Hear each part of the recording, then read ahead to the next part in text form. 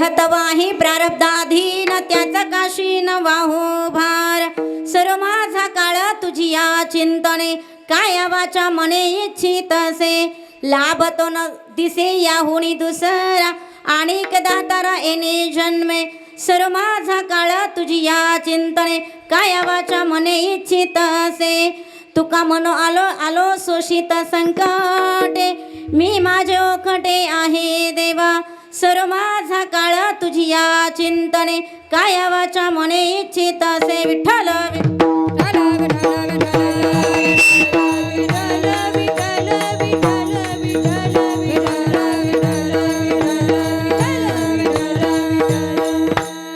महायोग पीठे तटे भीमारथ्यं वरं पुंडलिकाय दातुं मुनीन्द्रै समागत्य तिष्ठन्तमानन्दकन्दं परब्रह्मलिङ्गं भजे पाण्डुरङ्गं.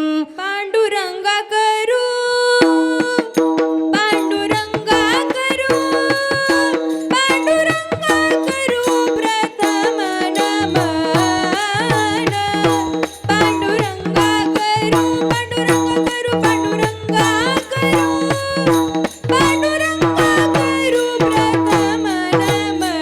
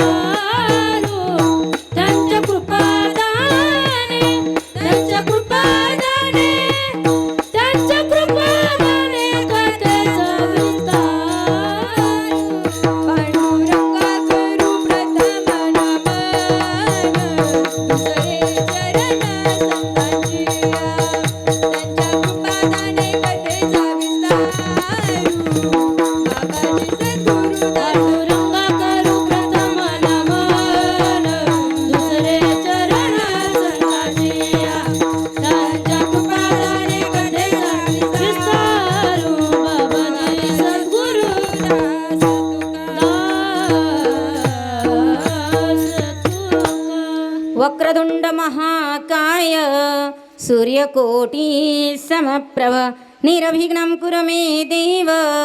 सर्वकार्येषु सर्वदा सर्वमङ्गलमाङ्गल्ये शिवे सर्वार्थसाधिके शरण्ये त्र्यम्बके गौरी नारायणी नमस्तुते. नारायणी नमस्तुते. गुरुर्ब्रह्मा गुरुर्विष्णु गुरुर्देवो महेश्वरः गुरुर्साक्षात् परब्रह्म तस्मै श्री गुरवे नमः. तस्मै श्री गुरवे नमः. नमो जन्मभूमी नमो जन्मभूमी जिथे जन्मले मी, नमो कर्मभूमी जिथे वाढले मी, नमो लंकापूर भूमी ज्ञान पावित केले आम्ही, नमो भारत राष्ट्रभूमी जिच्या कामी पडो आम्ही, नमो विठ्ठला राजया पांडुरंगा, नमस्कार माझा त्या रुक्मिणी पांडुरंगा, नमस्कार माझा त्या रुक्मिणी पांडुरंगा. जयांची गेली स्मरण होय सकळ विद्यांच्या अधिकरण, तेची बंधू श्रीचरण श्री गुरूंचे ते नमस्कारोनी. आता हृदय आपुले चौफाळून आफले, वरी बैसविले पावले श्री गुरूंचे ते नमस्कारोनी. आता देहत वाहे प्रारब्धाधीन, त्याचा काशी न वाहू भार. प्रस्तुत प्राप्त प्रसंगी प्राप्त स्थळी कीर्तन रूपी सेवेकरता घेतलेला अभंग हा जगद्गुरु कळकळीत वैराग्य प्रतिपादन केलेले, सहदेव वैकुंठाला गमन गेलेले, वारकरी संप्रदायाचं कळस झालेले विश्ववंदनीय जगद्गुरु तुकोबराया. ज्ञान भक्ती वैराग्याचा कळस, महाराष्ट्राचे महामेरू छत्रपती शिवरायांचे गुरु, देवमान्य संतमान्य जगतमान्य आदरणीय जगद्गुरु तुकोबराया. नवे नवे या देहाला सुद्धा माझं न म्हणणाऱ्या जगद्गुरु तुकोबरायांचा चार चरणाचा चिंतनीय असा अभंग, सेवेला साजेल असा अभंग, सेवेला रुचेल असा अभंग, सेवेला पचेल असा अभंग चिंतना करता उच्चारला विठ्ठल विठ्ठल विठ्ठल विठ्ठल.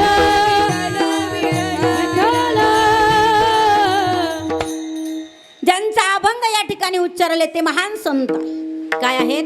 ते महान संत आहे. ज्यांचा अभंग चिंतना करता घेतलाय ते तुमच्या आमच्यासारखे सामान्य जीव आहे, तुमच्या आमच्यासारखे संसारिक आहे, परंतु संसारात सुद्धा त्या ठिकाणी परमार्थाची पराकाष्ठा गाठलेले आणि सत्य परमेश्वराला प्राप्त केलेले तुकोबराया विठ्ठल विठ्ठल विठ्ठल विठ्ठल विठ्ठल विठ्ठल.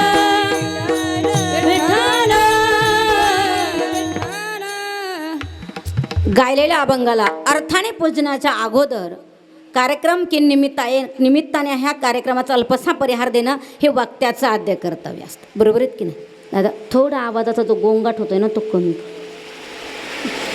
स्पष्ट आवाज होते. हॅलो हॅलो, थोडं गोंगाट होतं असा हॅलो हॅलो. गायलेल्या अभंगाला अर्थाने पूजण्याच्या अगोदर की निमित्ताने तुम्ही आम्ही या ठिकाणी एकत्रित झालेलो आहे ते निमित्त वक्त्याचं सांगण्याचं आद्य कर्तव्य असते. याच्याही पलीकडे जाऊन बघितलं तर महावैष्णव माऊली ज्ञानोबराय संप्रदायाची परंपरा सांगत असताना सांगताय, बाबा तुम्ही ज्या व्यासपीठावरती आला, जे व्यासांचं व्यासपीठ, व्यासांनंतर त्या ठिकाणी जे बसून कीर्तनं केली जाते, त्या ठिकाणी प्रवचनं केली जाते, त्यानंतर कथा केल्या जातात, त्याला व्यासांची गादी म्हणतात. काय म्हणताय? व्यासांचं व्यासपीठ आहे. व्यास गादीवरून खाली उतरल्यानंतर इतक्या वेळ बसणं हे नारदांना शक्य नव्हतं, म्हणून त्रैलोक्य गमनाचे नारद त्यांनी एकच सांगावं, व्यास महर्षी 18 पुराणात सांगून त्या ठिकाणी सांगत असताना तुम्ही व्यासपीठावरती बसावं, एवढं मला शक्य नाही. म्हणून या संप्रदायाची परंपरा उभारत असताना माझ्या नामदेवरायांसारख्या संतांनी, माझ्या नाथबाबासारख्या संतांनी, त्या ठिकाणी योग्यांच्या माऊलींसारख्या संतांनी, जगद्गुरु तुकोबरायासारख्या महात्म्यांनी ही परंपरा त्या ठिकाणी उभारली आणि या परंपरेला अग्रस्थान दिलं, ते म्हणजे कीर्तनाचं व्यासपीठ. यालाच तुम्ही आम्ही नारदीय गादी म्हणतो. या व्यासपीठावरती आल्यानंतर महावैष्णव माऊली ज्ञानोबराय सांगताय, अगोदर तुम्ही त्या ठिकाणी व्यासपीठाच्या मर्यादा राखा, म्हणजे या गादीच्या मर्यादा राखा, आणि या ठिकाणी आल्यानंतर किननिमित्ताने हा कार्यक्रम आयोजित केलेला आहे हे वक्त्याचं सांगण्याचं आद्य कर्तव्य असतं. म्हणून तुम्ही आम्ही आज एका विशिष्ट निमित्ताने एकत्र आलो आहोत. कशा करता आलोत आपण इथं? खाली बसलेली मंडळी फॅनची हवा खायला सगळ्यात जास्त फॅन तुम्हालाच दिले का? घरी त्या ठिकाणी काम करू करू वैतागले, म्हटले चला आता शिंदे परिवार एवढा गोड परिवार, या गोड परिवारामधलं एक गोड जीवात्मा, एक गोड व्यक्तिमत्व निघून गेलं आणि त्या व्यक्तिमत्वाच्या प्रेमाकरता, या गोड परिवाराच्या साथीकरता आणि यांच्याशी आपली जी रक्ताची नाळ जोडलेली आहे, या रक्ताच्या नाळीच्या उपकाराची परतफेड म्हणून तुम्ही आम्ही आज एकत्र आलो. कशा करता आलोत? या करता आलोत, बरोबर आहे की नाही? का फॅनची हवा खायला आल्या? बोलत चला. मी तुमच्या गावासाठी काही अपरिचित व्यक्ती नाही, बरोबर आहेत की नाही बाबा? तुमच्यासाठी मी काही अपरिचित नाही. तुमचं एक लेकरू आहे. असं म्हणतात मंगेश महाराज, एक महाराज कधी एका गावात 4-5 वर्ष टिकत नाही. खरी गोष्ट आहे का खोटी गोष्ट आहे? एक महाराज एका गावात कधी 4-5 वर्ष टिकत नाही. पण वनसगावचं मत भाग्य आहे की वनसगावने मला आपली लेक मांडलंय. 11वं वर्ष चालू आहे मला या गावामध्ये. की तो 11वं वर्ष चालू आहे मी या गावामध्ये येते. असा कोणताच कार्यक्रम नाही की या गावाचा पहिला फोन मला आला नाही. अगोदर त्या ठिकाणी दसरा असो, श्राद्ध असतो, कोणताही कार्यक्रम असो, पहिला फोन मला येतो. ज्या दिवशी मी नाही त्या दिवशी फोन बाहेर जातो. एवढं नितांत प्रेम करणारं माझं वनसगाव गाव आहे. विठ्ठल विठ्ठल विठ्ठल विठ्ठल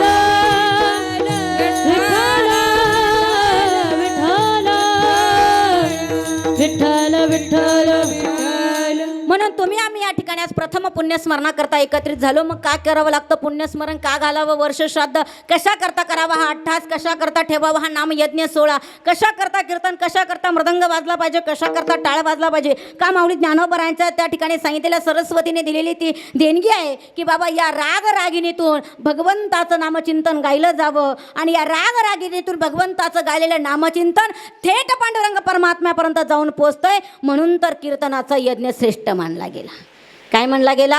कीर्तनाचा यज्ञ श्रेष्ठ मानला गेला. म्हणून ज्या करता तुम्ही आम्ही एकत्रित झालो त्याला प्रथम पुण्यस्मरण म्हणताय. मग का घालावं पुण्यस्मरण? चला जाऊन बघा माऊली ज्ञानोबरांच्या ज्ञानेश्वरीकडे.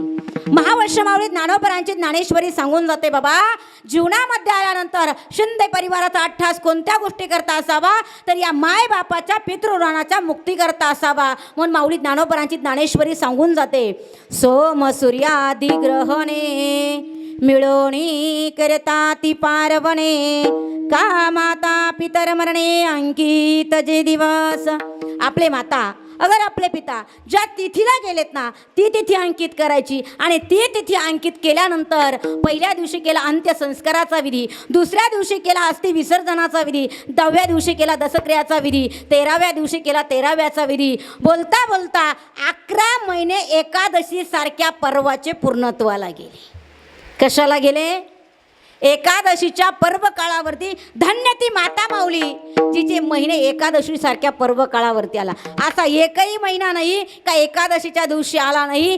त्यानंतर एकादशीवर फक्त महिनेच नाही तर पुण्य करावं लागतं. कशा करता? एकादशी सारख्या पर्वावर मरण येण्याकरता पुण्य करावं लागतं. हे पांडुरंगा माझं श्राद्ध तरी एकादशीला येऊ दे. परंतु एवढं महत् पुण्य की 12व्या महिन्याचा श्राद्धाचा विधी सुद्धा शिंदे आई साहेबाचा एकादशीच्या पर्व काळावरती येतोय. कशावरती येतोय? एकादशी सारख्या पर्व काळावरती येतोय. ज्या माता माऊलींना आपल्यातून जाऊन आज 1 वर्ष होतं. 1 वर्षानंतर ज्यांच्या पुण्यस्मरणा करता तुम्ही आम्ही या ठिकाणी एकत्रित झालो. अशा आई साहेबांचं नाव आहे कैलासवासी गंगा भागीरथी हौशबाई दत्तात्रय शिंदे. त्यांच्या शालार्थ त्या ठिकाणी त्यांचा मोठा परिवार आहे. त्यांना 2 मुलं त्या ठिकाणी, 2 मुली, 1 मुलगी त्या ठिकाणी त्यांची. ज्या मुलीने उषा पायथ्याशी बसावं, ज्या हरणीने उषा पायथ्याशी बसावं ती एक हरणी आई साहेबाला या अगोदर सोडून गेलेली आहेत. म्हणून त्या ठिकाणी त्यांना 2 मुली आणि 2 मुलं आज या ठिकाणी त्यांच्या हयातमध्ये आहे. त्या ठिकाणी आमचे बंधू आहे श्री संतोष अण्णा दत्तात्रय शिंदे, त्याचप्रमाणे रघुनाथ दत्तात्रय शिंदे, त्याचप्रमाणे त्या ठिकाणी त्यांना 2 मुली आहे. सौभाग्यवती निर्मला संजय औटे, सौभाग्यवती कल्पना रावसाहेब कुंभारडे. त्याचप्रमाणे त्या ठिकाणी त्यांचा नातवंडांचा मोठा परिवार आहेत. अमित संतोष शिंदे, चेतन संतोष शिंदे, साहिल रघुनाथ शिंदे, प्रेम रघुनाथ शिंदे. त्याचप्रमाणे त्या ठिकाणी आमच्या दोन्ही वहिनी साहेब आहे. सौभाग्यवती अनिता संतोष शिंदे, वनिता संतोष शिंदे, अनिता रघुनाथ शिंदे. त्याचप्रमाणे त्यांची नात आहे वनिता नितीन गाजरे, स्नेहल अमित शिंदे. असा या आईसाहेबांचा मोठा परिवार. आणि या परिवारामधून आज आईसाहेबांना जाऊन 1 वर्ष होते. किती होतं आहे? 1 वर्ष होतं. वर्षानंतर जो केला जातो त्याला श्राद्धाचा विधी म्हणताय. आणि या श्राद्ध विधी करता सर्व यज्ञांमध्ये श्रेष्ठ यज्ञ कलियुगातला मानला गेला. त्या यज्ञाची पराकाष्ठा महावर्ष माऊली ज्ञानोबराने सांगावी, माझ्या जगद्गुरु तुकोबराने सांगावी, माझ्या नाथबाबाने सांगावी. त्यानंतर या संप्रदायाचे खरे प्रमुख पाईक म्हणजे माझे निवृत्तीनाथ दादा सुद्धा सांगताय, बाबा या कलियुगामध्ये सगळ्या यज्ञांमध्ये श्रेष्ठ यज्ञ जर कोणता असेल ना तर त्याला नामचिंतन म्हणतात. काय म्हणताय? नामचिंतनाचा यज्ञ म्हणताय. मग अशा या नामचिंतनाचा यज्ञ जर करायचं असेल, कीर्तन जर करायचं असेल, तर कीर्तन म्हणजे एकल्याचा खेळ नाही. बरोबर आहे की नाही? कीर्तनाला काय लागते? उत्कृष्ट अशी साथ लागते. या साथीशिवाय कीर्तन करणं शक्य नाही. मग ती साथ काय आपल्या कोरोनाच्या साथीसारखी नाही. बरोबर आहे की नाही? कोरोना आजाराची साथ आली तर लोक मरतात. वाक्य आठवणीनं घेऊन जा सोबतीला. आजाराची साथ आली तर लोक मरतात आणि संप्रदायाची साथ आली तर लोक तरतात. काय होतंय? दोन्ही साथच आहे. बरोबर आहे की नाही? आजाराच्या साथीत लोक मेली आणि संप्रदायाच्या साथीत लोक तरुण गेली. मग संप्रदायाची साथ आम्हाला कोणाची मिळाली? तर ती साथ आम्हाला संत निवृत्तीनाथांची, महावैष्णवमाऊली ज्ञानोबरांची, माझ्या जगद्गुरु तुकोबरांची, माझ्या नाथबाबाची आणि आमचे आद्यगुरु त्या ठिकाणी माझे निवृत्तीनाथ दादा, त्या ठिकाणी राष्ट्रसंत सद्गुरू जनार्दन स्वामींसारख्या महात्म्यांची साथ मिळाली. कुणाची मिळाली? त्या महात्म्यांची साथ मिळाली. मग कीर्तनाचा आत्मा म्हणजे मृदंग. कीर्तनाचा आत्मा म्हणजे मृदंग. म्हणून हे मृदुंगासाठी आपल्याला उत्कृष्ट अशा आपल्या गावाचं भूषण नाही तर आपल्या तालुक्याचं नाही तर आपल्या जिल्ह्याचं भूषण असणारे आदरणीय मंगेश महाराज निकम या ठिकाणी उपस्थित आहे. महाराजांकरता एकदा जोरदार टाळ्या झाल्या पाहिजे. का? हे असं भूषण मिळणं सहजासहजी शक्य नसतं. बरोबर आहे की नाही? हाताचे बोटं फोडल्याशिवाय मृदंग वाजवता येत नाही. हाताची बोटं फोडल्याशिवाय मृदंग वाजवता येत नाही. आणि 3:30 वाजेची ब्रह्ममुहूर्ताची साधना इंद्रायणीच्या तीरावरती घडल्याशिवाय कीर्तनात मृदंग वाजत नाही. म्हणून उत्कृष्ट अशी आपल्याला या ठिकाणी महाराजांची साथ लाभली. त्यानंतर गायनाचं त्या ठिकाणी स्वर, त्या ठिकाणी सम्राट म्हणून ज्यांना ओळखलं जातं, गान कोकिळा म्हणून ज्यांना ओळखलं जातं, आपल्या नाशिक जिल्ह्याचं भूषण नाही तर महाराष्ट्रामध्ये कोणताही महिला सप्ताह करू द्या, कोणताही महिला सप्ताह करू द्या, ज्यांनी महिला सप्ताह शोभून आणावा, ज्यांच्यामुळे महिला सप्ताह घडावा, कीर्तनकार खूप मिळतील, कीर्तनकार खूप मिळतील, परंतु त्या ठिकाणी महिला गायक मिळणं फार कठीण असतं. बरोबर आहे की नाही? महिला गायक मिळणं फार कठीण असतं. आणि ज्यांनी आपल्या गायनातून उभा महाराष्ट्र डळवून काढला आहे अशा आदरणीय राणीताई दौंड आणि मंगलताई गतीर या ठिकाणी उपस्थित आहे. त्यांचे या ठिकाणी आभार मानते. त्यांच्या सोबतीला असणाऱ्या या ठिकाणी आमच्या पवार दिदी त्याही या ठिकाणी उपस्थित आहेत. त्याचप्रमाणे आपल्या सर्वांना कार्यक्रमाच्या सुरुवातीपासून ज्यांनी आपल्या चेहऱ्यावरचं सुंदर हसू त्या ठिकाणी जसल्या तसं जागेवरती ठेवलं असे असणारे भाऊलाल महाराज काकड, सावरगाव महाराजांच्या संस्थेतली ही विद्यार्थी. विठ्ठल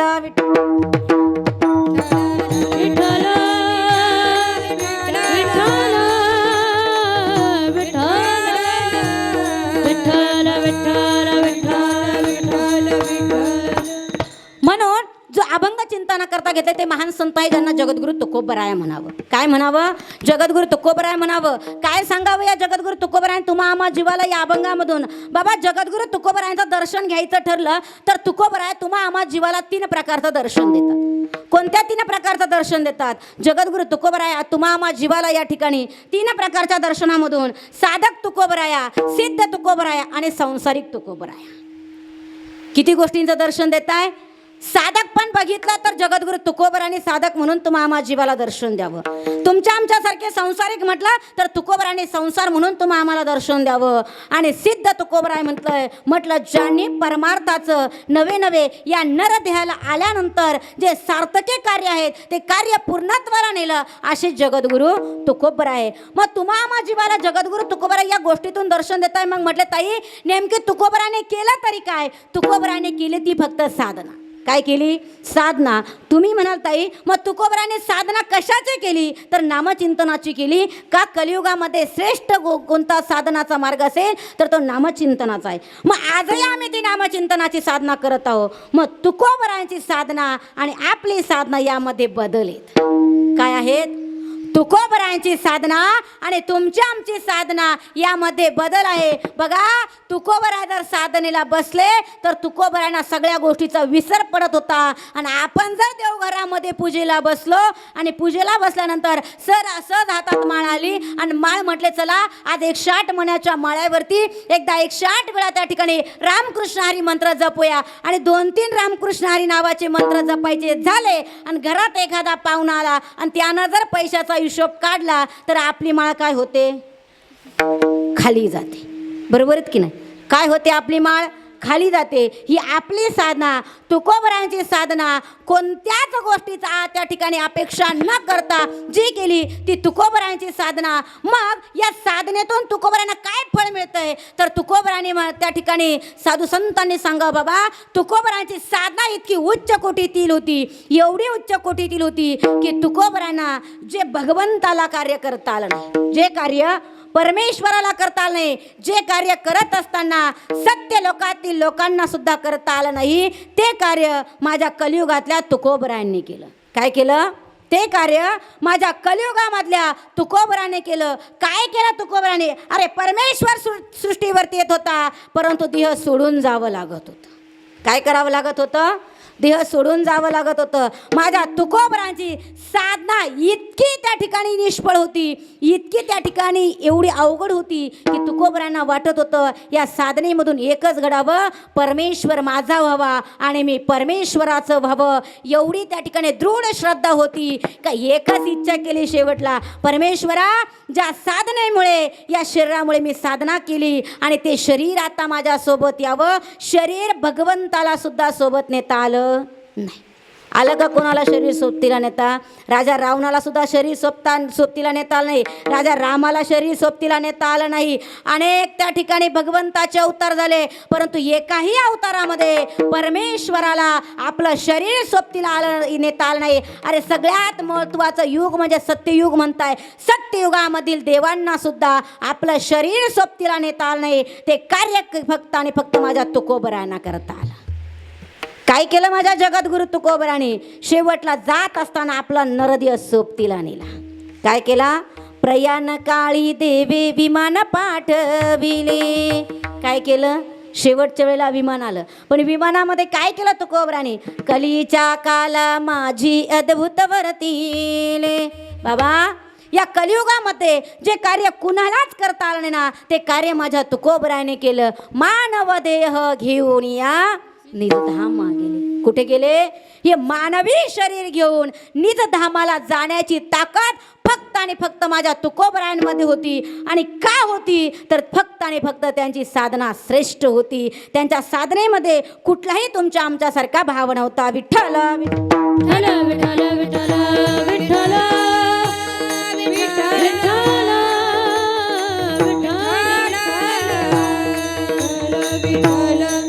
म्हणून तुकोबरायांनी सांगा बाबा हा देह त्या ठिकाणी साधकाने बघितलं, एवढी तुकोबराय साधना करता, एवढी तुकोबरायांची साधना त्या ठिकाणी होती की त्या साधनेमध्ये तुकोबरायांना या नरदेहाचा विसर पडतोय. काय होतोय?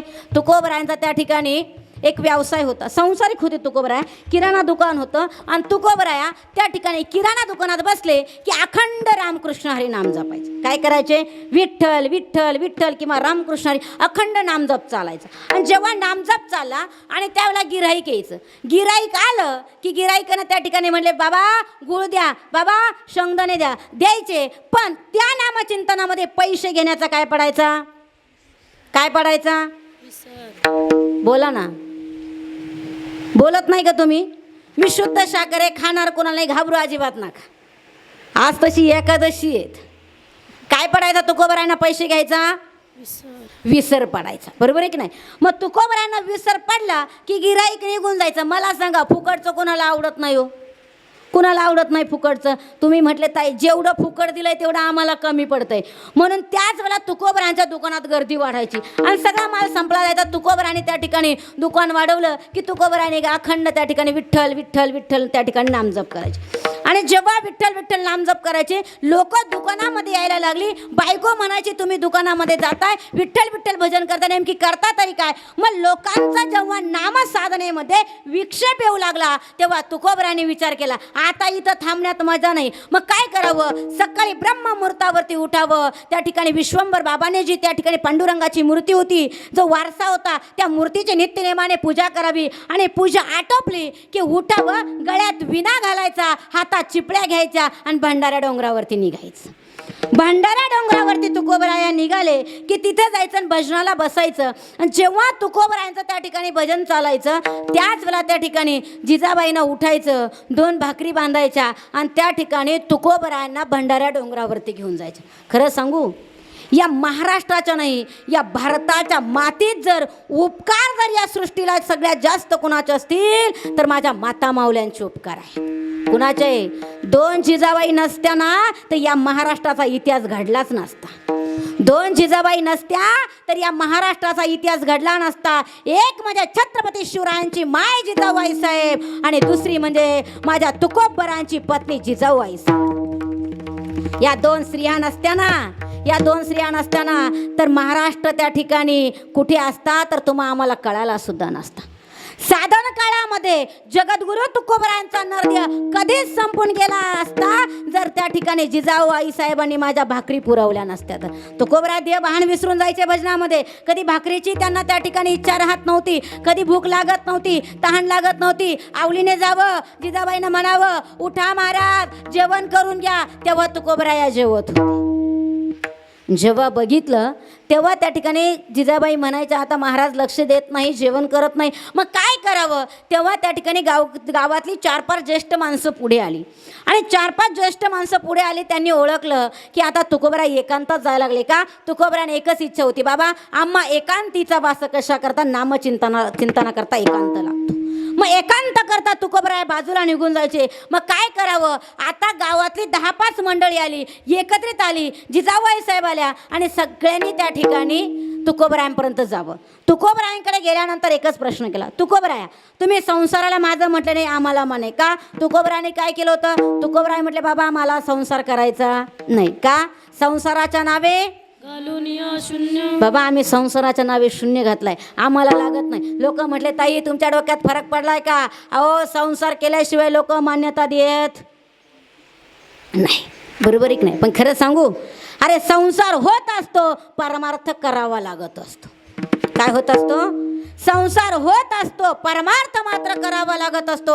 मग त्याच वेळेला सांगितलं आता जावं लागतंय. सांगितलं तुकोबराया कमीत कमी तुम्ही या नरदेहाला माझं म्हणा. तुकोबराया या नरदेहा करता तरी जेवण करा. पत्नीला माझं म्हटलं नाही मान्य आहे. तुकोबराया तुम्ही मुलांना माझं म्हटलं नाही मान्य आहे. तुमची एक पत्नी अण्णा करता मेली, तुमचा मुलगाही गेला, तुम्ही कोणत्याच गोष्टीचा दुःख खेद केला नाही. तुम्ही एकच केलंय, परमेश्वराचं नामचिंतन हे सत्य मानलंय का.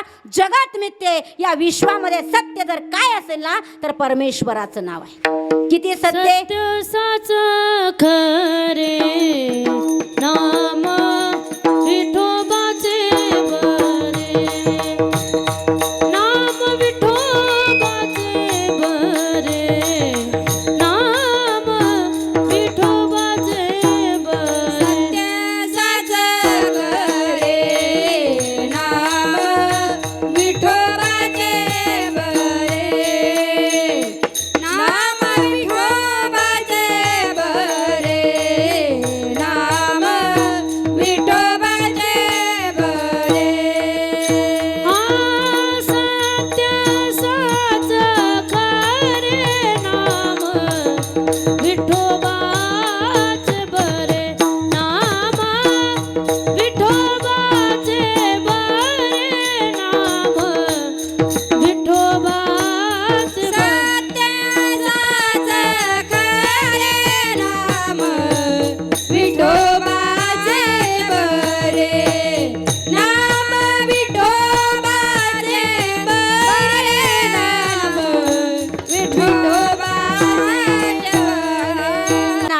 दिवशी जग तुम्हाला वाईट म्हणल्याशिवाय राहणार नाही. म्हणून तुकोबराने जगाकडे पाठ केली आणि पंढरीची वाट धरली आणि दरमजल करत करत करत पंढरपुरापर्यंत जाऊन पोहोचले.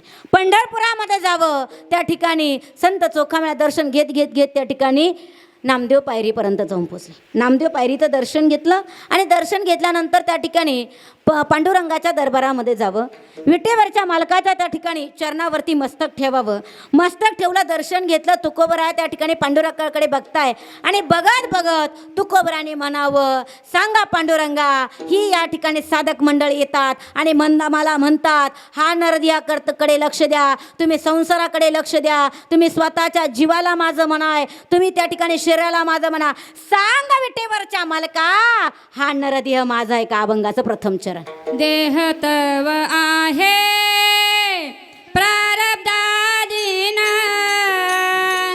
देह तव आहे प्रारब्धाधीन.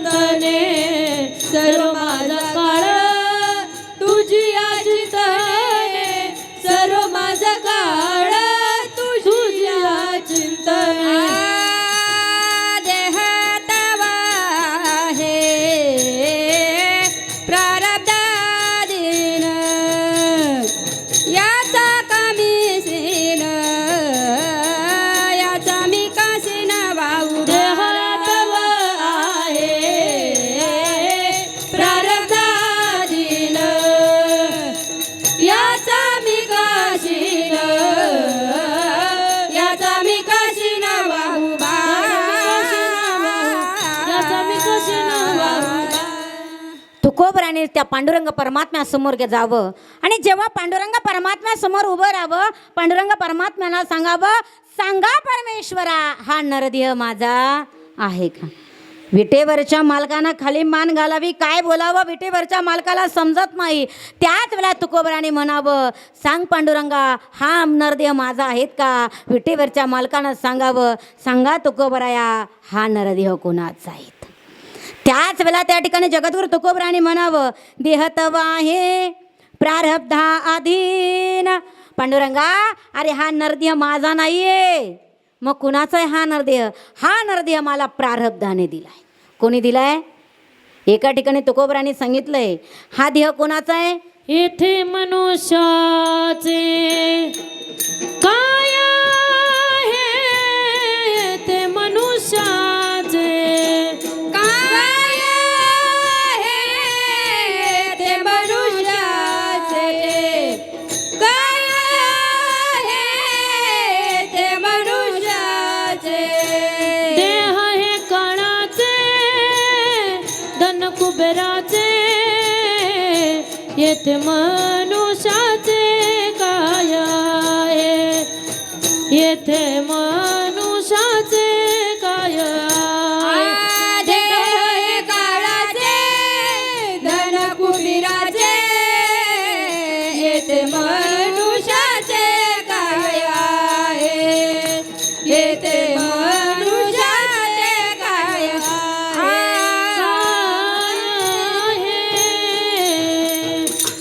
देह कुणाचा सांगितलाय.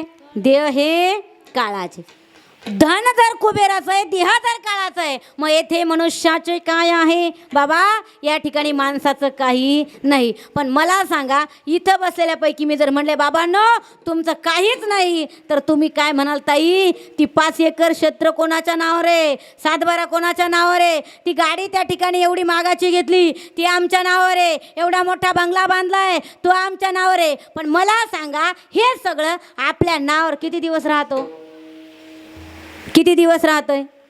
लई झालं तर प्रत्येकाच्या नावाची प्रॉपर्टी ही 50 ते 75 वर्षाच्या पलीकडं कुणाच्या नावावर राहत नाही. राहते का. मला सांगा तुम्ही या ठिकाणी आता आलेले जवळजवळ इकडे बसलेली पुरुष मंडळ जवळजवळ 99% प्रत्येक माणसाच्या नावावर क्षेत्र आहे, बरोबर आहे की नाही. जमीनदार आहात तुम्ही. मला सांगा हे क्षेत्र तुमच्या नावावर किती वर्षानं झालं, किती वर्षानं झालं. कम से कम तुम्ही आता जुनी माणसं तुमची 17, 18, 15 लग्न होत होती, बरोबर आहे की नाही, वयाच्या वर्षाच्या. मग एवढे झाल्यानंतर तुमच्या नावावर त्या ठिकाणी 10-5 वर्ष झाले, तुम्ही भाऊकीतून वेगळे निघाले, मग त्या ठिकाणी तुमच्या नावावर ते क्षेत्र झालं. आता हे तुमच्या नावावर किती दिवस राहणार. आता मुलं मोठाली झाले, मुलांचे लग्न झाले की मग मुलं काय म्हणतात, बाबा आता तुम्ही जरा थांबा, सगळं माझ्या नावावर करा. मग किती वर्ष राहतं. लई तर लई 75 वर्षाच्या पलीकडं मला तरी वाटतं कुणाच्या नावावर 7-12 दिसत नाही, कुणाच्या नावावर 7-12 राहत नाही. म्हणून संतांनी सांगावं धन कुणाचं आहे, कुबेराचं आहे. बाबा त्याचं आहे, तुम्हाला त्याला सोडून जावं लागणार आहे. हा देह सुद्धा तुमचा आमचा नाही. तुकोबराने म्हणावं देह तव आहे प्रारब्धा अधीन. बाबा प्रारब्धाच्या अधीन हा नरदेह आहे. प्रारब्ध जसा म्हणेल तसा मृत्यू तुम्हा आम्हाला येणार आहे. ज्या दिवशी प्रारब्धाने ठरवलंय त्या दिवशी मरावं लागणार आहे. आता थोडं पुढं चला अजून. मला सांगा सगळ्यात जास्त आपल्यावर कोण प्रेम करतो. अति प्रेम आपल्यावर कोण करतं.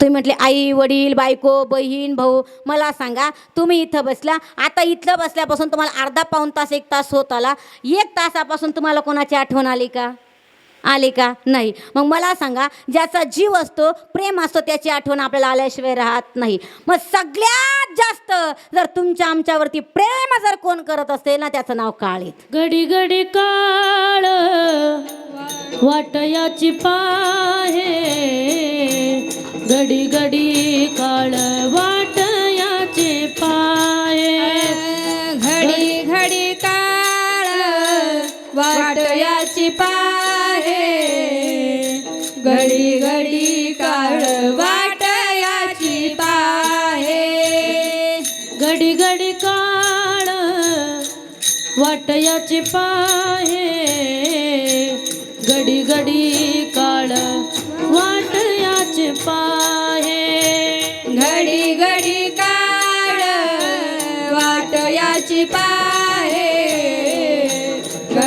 घडी काळ वाट याची पाहे अजून किती आहे अवकाश अजून किती आहे अवकाश अजून किती आहे अवकाश अजून किती आहे अवकाश अजून किती आहे अवकाश अजून किती आहे अवकाश अजून किती आहे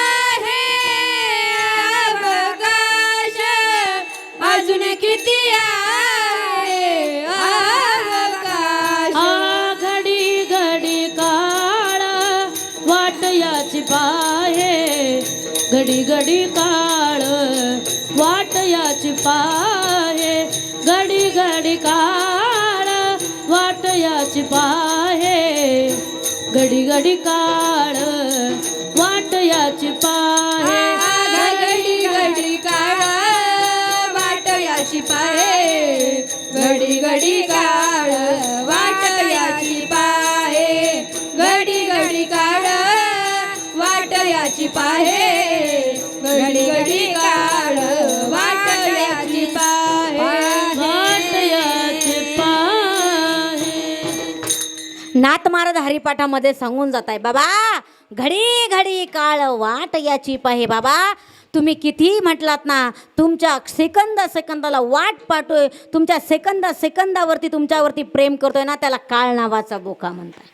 काय म्हणताय काळ नावाचा बोका म्हणताय आपल्यावरती जितकं प्रेम काळाचं आहे ना तितकं प्रेम कुणाचं नाही म्हणून जुन्या माता माऊलींची सहज म्हण आहेत एखाद्याचं काही त्या ठिकाणी घडलं तो माणूस जर वाचला ती बाई जर वाचली तर सहज माझ्या जुन्या माता माऊल्या म्हणता बाई त्या ठिकाणी वेळ आली होती पण काळ आला नव्हता बरोबर आहे की नाही आज्यानो काय आली होती वेळ आली होती पण काळ आला नव्हता म्हणून तो काळ तुमच्या आमच्यावरती इतका प्रेम करतोय मग तुकोबरांनी म्हणावं बाबा हा नरदेह माझा नाही मग आता हे प्रारब्ध किती कठीण आहे हे जर समजावून घ्यायचं असेल तर चला 2 मिनटं महाभारतामध्ये ज्यावेळेला महाभारताचं शेवटचं युद्ध चाललं आणि शेवटच्या युद्धामध्ये पितामह भीष्माचार्य अर्जुनाच्या बाणानुसार जेव्हा शर्पंजलीवरती पडताय अंगावरती बाण घुसताय आणि ज्यावेळेला शर्पंजलीवरती पितामह भीष्माचार्य पडले तेव्हा युद्धातली नीती संपली काय झालं ज्यावेळेला पितामह भीष्माचार्य शर्पांजलीवरती पडले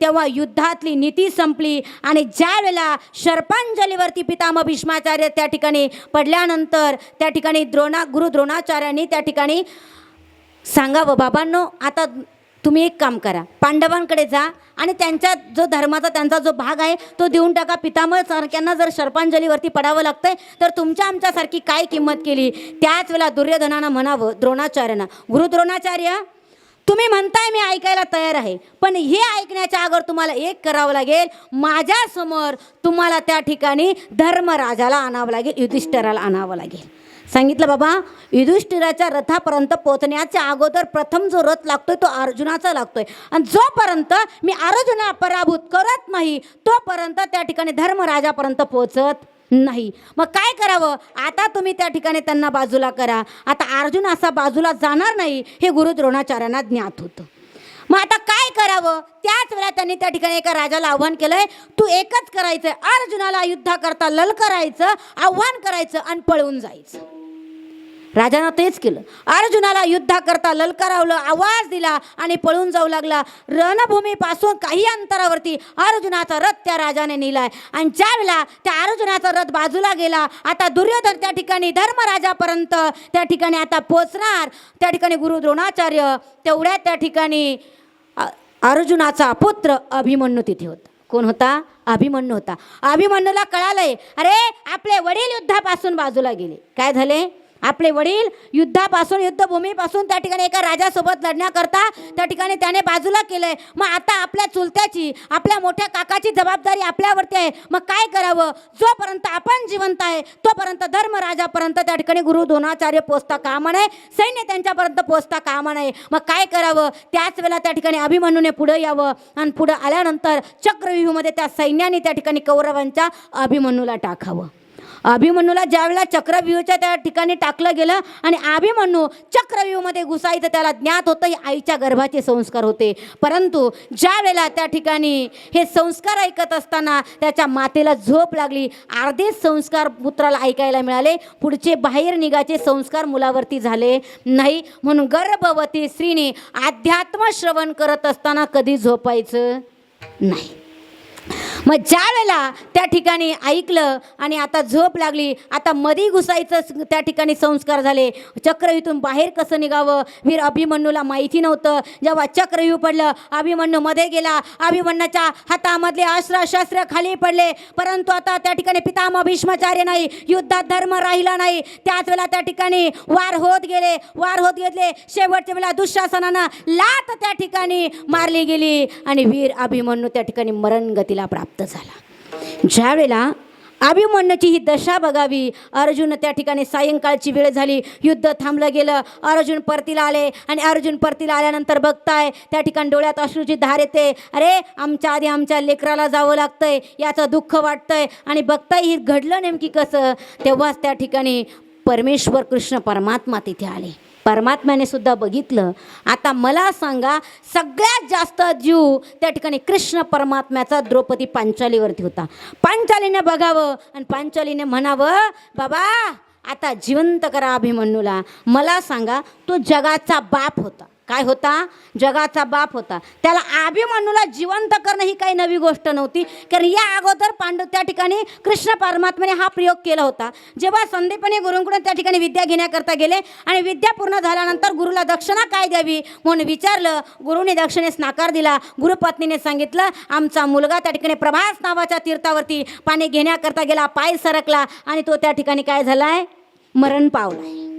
तुम्ही एकच करा, आता आम्हाला आमचा पुत्र परत आणून द्या. त्याच वेळेला भगवान कृष्ण परमात्म्याने शोध घेतला, कोणत्या जलचर प्राण्याने त्याला गिळलंय हे बघितलं आणि त्याच वेळेला गुरुपत्नीला आपला त्या ठिकाणी गुरुपुत्र परत आणून दिला. जर त्यांना गुरुपुत्र परत आणून देता येत होता तर मला सांगा, अभिमन्यूला जगवणं काही, अभिमन्यूला त्या ठिकाणी अभयदान देणं, पुन्हा जिवंत करणं हे त्या ठिकाणी कृष्ण परमात्म्याकरता काही नवं नव्हतं. परंतु त्या ठिकाणी इतिहास असा सांगतोय, महाभारताचा ग्रंथ असा सांगून देतोय की अभिमन्यूचा मृत्यू हा प्रारब्धाने होतोय. म्हणून परमेश्वराला सुद्धा प्रारब्धाच्या पलीकडे जाता येत नाही. आणि संदीपने गुरूंच्या मुलाचा मृत्यू हा प्रारब्धाने नव्हता, म्हणून परमेश्वराला त्याला मरू देता आला नाही. म्हणून सगळ्यात श्रेष्ठ जर काय असेल ना तर तुकोबराय म्हणता हे प्रारब्ध आहे. आणि जोपर्यंत हा नरदेह प्रारब्धाच्या अधीन आहे तर मग मी त्याचा का शिनभाग करायचा? मी त्या नरदेहाचा का शिनभाग करू? जर नरदेह जर प्रारब्धाच्या अधीन असेल तर त्याचा शिनभाग करायची मला काही गरज नाही. मग काय करावं? तर देह तवा आहे प्रारब्धा अधीन, तो प्रारब्धाच्या अधीन आहे. मग आजपासून हा नरदेह प्रारब्धाच्या अधीन आहे. ज्या दिवशी आपलं गणित प्रारब्धानं लिहिलंय, ज्या दिवशी आपलं गणित प्रारब्धानं लिहिलंय, बघा आई साहेबाचं सुद्धा प्रारब्धानं गणित लिहिलं होतं. एवढे 2 मुलं जीवाला जीव देणारी लेकरं होती माता माऊलांनो. आमचे दोन्ही दादा त्या ठिकाणी प्रत्येक गोष्ट करत असताना, छोट्यापासून मोठ्यापर्यंत गोष्ट करत असताना आईचा आणि बापाचा आदर्श घेणारी लेकरं होती. परंतु तरीसुद्धा एवढा नितांत जीव आईमध्ये त्यांचा होता. परंतु प्रारब्धाचं गणित होतं, प्रारब्धाचं गणित होतं. जेवढा जीव तुझ्या मुलांमध्ये आहे तेवढा त्याच्यापेक्षा जास्त जीव मुलीमध्ये आईचा असतो.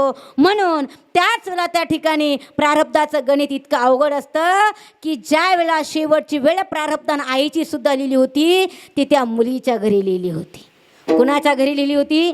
आईसाहेब, शिंदे परिवाराची आईसाहेब जात असताना, अरे हा देह प्रारब्धाच्या अधीन आहे आणि प्रारब्ध आपल्याला जन्माला ज्या दिवशी येतो, 5व्या दिवशी आपली पाची पुजली जाते ना, त्या दिवशी आपली मृत्युकेची घटिका लिहित असतो. आणि मृत्युकेची घटना लिहित असताना आईसाहेबाची सुद्धा ती घटना लिहित असताना त्यांच्या मुलीच्या घरी मृत्यू लिहिला होता. म्हणून दोन्ही लग्न सोबत आली होती. लग्न ना मुलीच्या मुलीचं आणि मुलाच्या मुलीच्या अशा 2च लग्नाचा थोड्या दिवसाचा 8 दिवसाचा कालावधी दोन्ही लग्नामध्ये होता. आई साहेब आपल्या नातीच्या लग्नाकरता मुलीच्या घरी गेल्या, आपल्या नातीच्या लग्नाकरता मुलीच्या घरी गेल्या आणि मुलीच्या घरी नातीच्या लग्नाला गेल्यानंतर अरे लग्न समारंभ एवढा सुंदर चालला होता, सगळी त्या ठिकाणी तयारी चालली आणि एवढ्या मोठ्या तयारीमध्ये आपली आई नसेल तर योग्य वाटत नाही, म्हणून मुलीच्या घरी आई जावी आणि सगळ्या नातेवाईकांसोबत हसत खेळत त्या ठिकाणी मावशी बोलल्या आणि संध्याकाळी त्या ठिकाणी जेवण केलं, झोपल्या. मी तर म्हणते प्रारब्ध खूप चांगलं की अशा चांगल्या वयात माणसाला मरण यावं. काय व्हावं? चांगल्या वयातच मरण यावं. किती त्या ठिकाणी टेकल्यानंतर कोणी काय विचारत नाही, कोणी काय विचारत नाही, अशा वेळेत मरण्यापेक्षा अशा चांगल्या वेळेत मेलेलं खूप चांगलं असतं. बरोबर आहेत की नाही? मग ज्या वेळेला शेवटची वेळ जशी प्रारब्धाचं गणित आहे, देह तर प्रारब्धाच्या अधीन आहे, म्हणून आजी साहेबांचा सुद्धा त्या ठिकाणी मृत्यू लिहित असताना जिथं लिखाण झालं होतं तिथंच त्यांना जावं लागत होतं. मग तुकोबराने सांगावं, तो देह प्रारब्धाच्या अधीन आहे, मी त्याचा शिनभाग करणार नाही. मग काय हवंय तुकोबराया? काहीच नाही रे पांडुरंगा, एकच इच्छा आहे, हा माझा नरदेह जो आता काळ निघून गेलाय. बरोबर आहे की नाही? आत्तापर्यंत मला सांगा, आता एखाद्याला जर 100 रुपये दिले आणि 100 रुपये दिल्यानंतर त्याला किराणा दुकानामध्ये पाठवलं, किराणा दुकानामध्ये गेला आणि किराणा दुकानामध्ये त्याने 60 रुपयाचं काय घ्यायचं ते घेतलं, 40 रुपये शिल्लक राहिले खिशात घातले. मग मला सांगा, त्यांना आता राहिलेल्या 40चा विचार करावा का गेलेल्या 60चा विचार करावा? कशाचा विचार करावा? आता तुम्ही सगळे व्यवहार करता ना, कशाचा विचार करता तुम्ही? जे पैसे गेले त्याचा जास्त विचार करता का राहिले त्याचा विचार करता? राहिले त्याचा. बरोबर आहे नाही का? गेले ते आता किती विचार केला ते परत भेटणार नाही, पण जे राहिलेत ना त्याचा विचार करायचा, ते योग्य ठिकाणी खर्च करायचे. म्हणून आपलं आयुष्य सुद्धा 100 वर्षाचं आहे. आता कुणाचे 50 गेले, कुणाचे 25 गेले, कुणाचे 10 गेले, कुणाचे 70 गेले. आता गेले त्याचा विचार करू नका, जे राहिलेत ना खिशामध्ये त्याचा विचार करा. मग कशा करता करा हे पांडुरंगा, आता जो काळ गेलाय मी त्याचा विचार करत नाही, पण तो जो काळ राहिलायत ना त्याचा आता मला विचार करायचा आहे आणि तो काळ मला तुझ्या चिंतनामध्ये घालवायचा आहे. अभंगाचं दुसरं चरण. माझा काळ तुझी या चिंतने, सर्व माझा काळ तुझी या चिंतने, सर्व माझा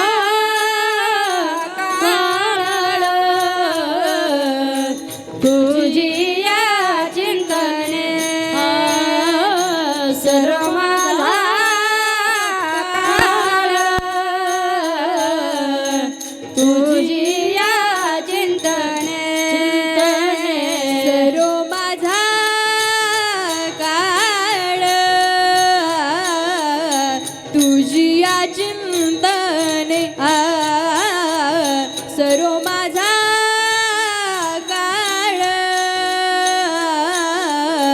तुझी या चिंतने, चिंतने सर्व माझा काळ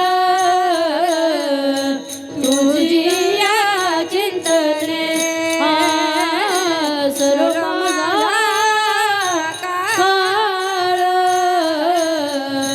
तुझी या चिंतने, काया वाचा मने इच्छित से, काया वाचा मने इच्छित से, काया वाचा मने इच्छित से, सर्व माझा काळ तुझी या चिंतने, सर्व माझा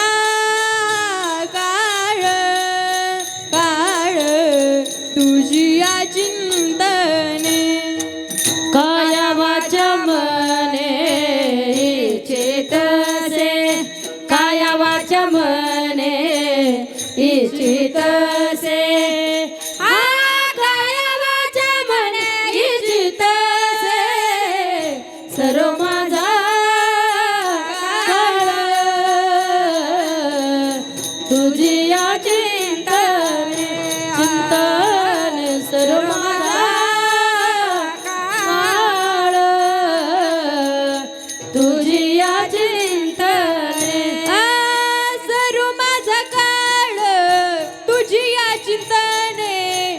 काया वाचा मने इच्छितसे काया वाचा मने इच्छितसे माझा काळ तुझिया चिंतने काया वाचा मने इच्छितसे काया वाचा मने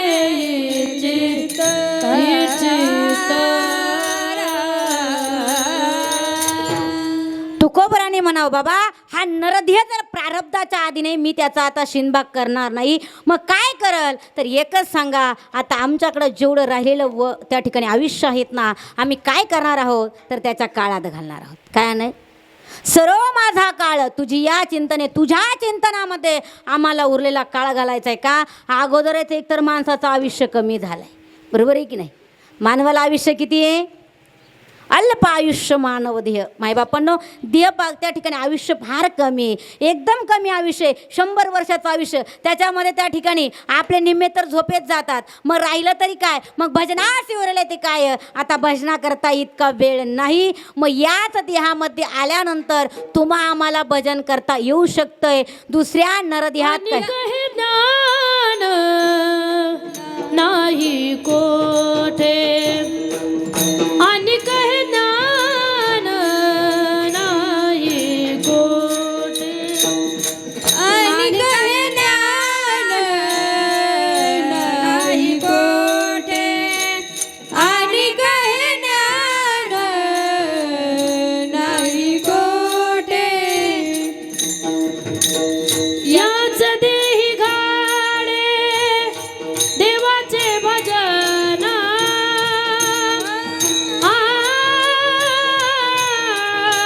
आणि कहे ज्ञान नाही कोठे आणि कहे ज्ञान नाही कोठे याची देही घाडे देवाचे भजन आणि कहे ज्ञान नाही कोठे आणि कहे ज्ञान नाही कोठे. फक्त याच देहात. कोणत्या देहात करता येईल? फक्त मानवी देहामध्ये आल्यानंतर भगवंताचं नामचिंतन करता येतं. हे ज्ञान फक्त मानवी देहातच आल्यानंतर मिळतं, इतरत्र देहामध्ये नाही. 84 कोटी त्या ठिकाणी जन्माचा फेरा पूर्ण करावा लागतो, तेव्हा उत्तम असा नरदेह तुम्हा आम्हाला मिळत असतो. आणि मग मला सांगा, एवढा महत्त्वाचा नरदेह मिळाला आहे, तुम्हा आम्हाला कळत नाही. आम्ही म्हणतो आम्ही नामचिंतन करू, पण केव्हा?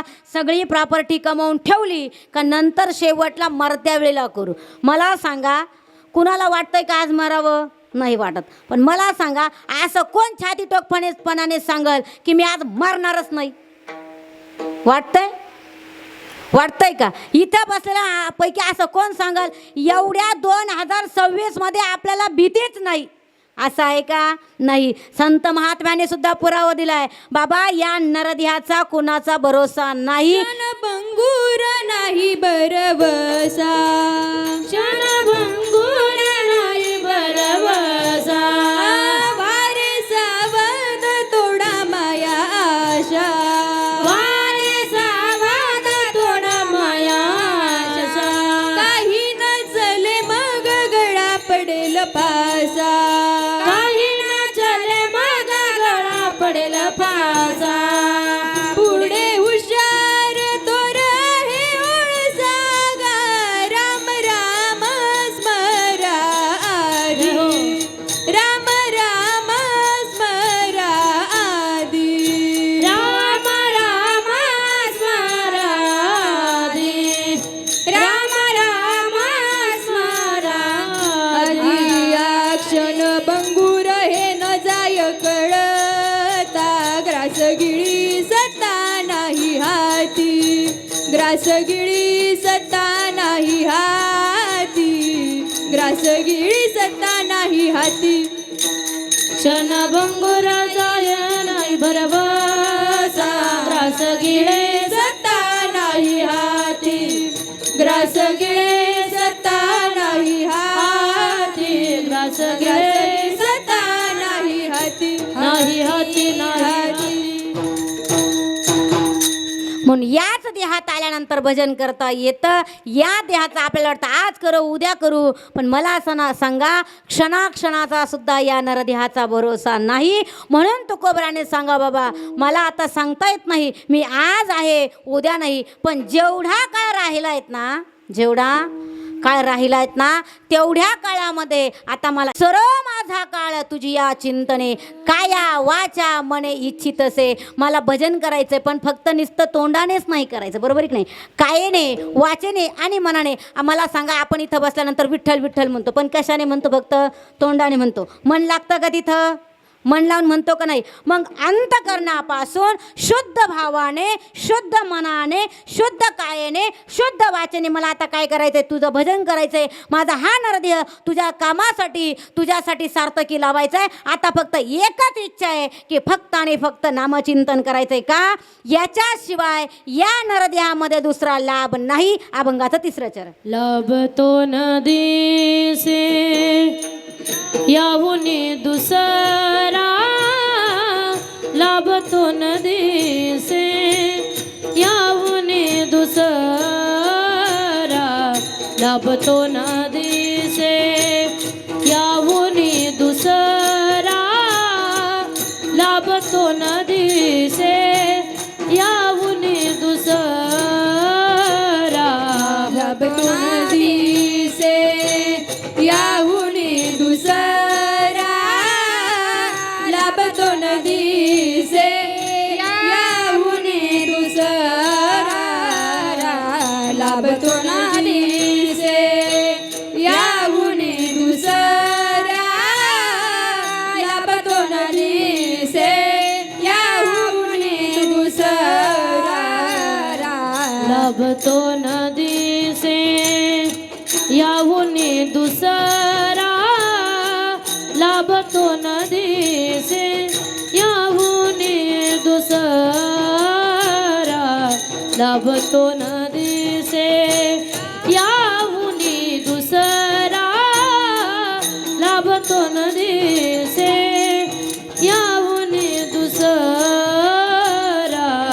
लाभतो न दिसे याहुनी दुसरा, लाभतो न दिसे याहुनी दुसरा, लाभतो न दिसे याहुनी दुसरा, लाभतो न दिसे याहुनी दुसरा. अनेक दातारा येणे जन्मे, अनेक दातारा येणे जन्मे, अनेक दातारा, अनेक दातारा येणे जन्मे.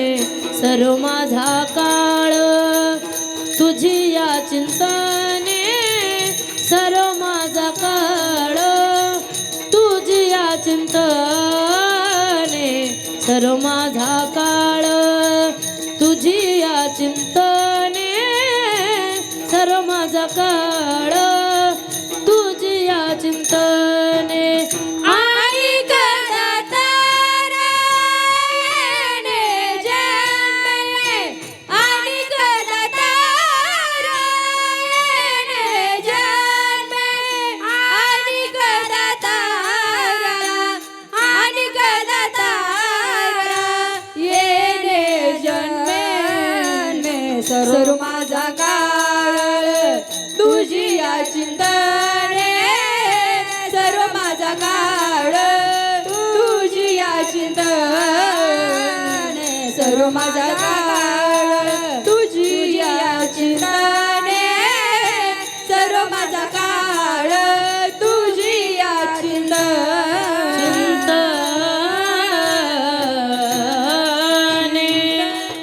हे पांडुरंगा, तुझ्या नामचिंतनाशिवाय या जीवाला मानवी देहाला दुसरा लाभ नाही. म्हणून तो लाभ घेण्याकरता ज्यांना ज्यांना दोन हात आहेत त्यांनी त्यांनी आपापले हात वरती करायचे.